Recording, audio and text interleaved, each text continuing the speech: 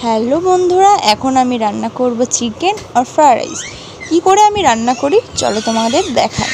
প্রথমে আমি তেলটা গরম করে নিয়েছি, তারপরে একে একে তাতে পেঁয়াজগুলো দিয়ে নেব। তো আমি আলুটা এখন ভাজছি না, ওটা একবারে কষানোর সময় দিয়ে দেব। তো আমি কড়াইতে দিয়ে দিয়েছি পেঁয়াজ, আর দেখতেই পেয়েছো আমি সব কিছু কেটে রেখেছি আর গুছিয়ে রেখেছি।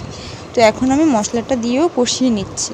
তো তারপর আমার মাম্মা খুঁতখুত করছিলো, আমি বলছি খাবি ফ্রাইড রাইস। তো আমাদের মাংস রান্না হয়ে গেছে এই যে, আর ভাতটাও এই পাশে হয়ে এসছে।